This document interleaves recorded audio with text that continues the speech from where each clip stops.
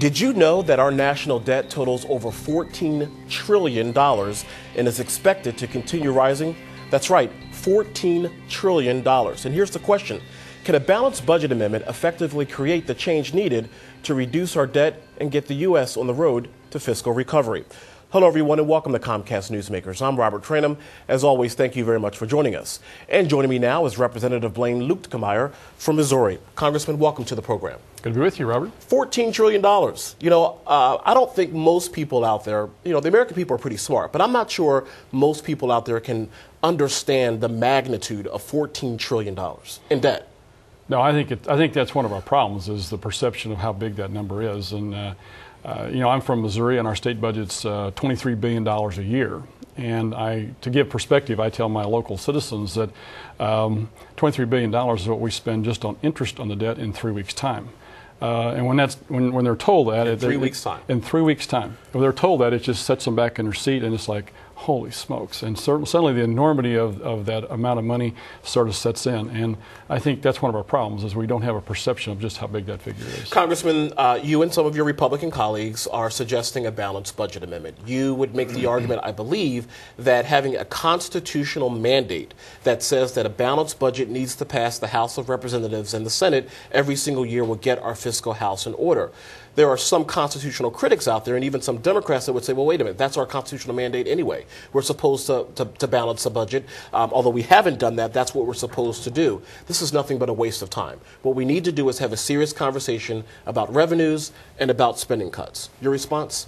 Well, I agree with the part we need to have a serious conversation about revenues and spending cuts. The problem is that whenever you get done with this, we have more spending than we have cuts. And as a result, you wind up with the deficits. That's what's got us into this problem. I think, back in 1995 when this issue was last brought up, if we would have passed it and it missed by one vote in the Senate, since that time, we've tripled the national debt. Think what would have happened. We can play the what-if game all day here, but again, look what would have happened. All the state governments, 49 out of 50, have a constitutional or a statute that says that they have to balance their budgets. Homes, the home budgets, every family has to live within their budget. Every business entity has to live within its budget. Why should the federal government not live within its budget? I think it's, we here in Congress do not get the fact that we have to live within our budget because there's nothing there that forces us to do it. I think you have to have that heavy hand, that boot on the neck, this law in place to be able to force us to do that because obviously over the last 20 years for sure, we have not done it. The Budget Control Act passed in the fall. What specifically is this supposed to do? Well, I think what it does is it forces us to balance the budget. In order to get tax increases, there has to be a supermajority. The balanced budget amendment that we passed in the House anyway, or we're looking at passing anyway, it has to have a supermajority to increase taxes. Tax increases, we believe, are counterproductive. They cost jobs. They get our economy going in the wrong direction.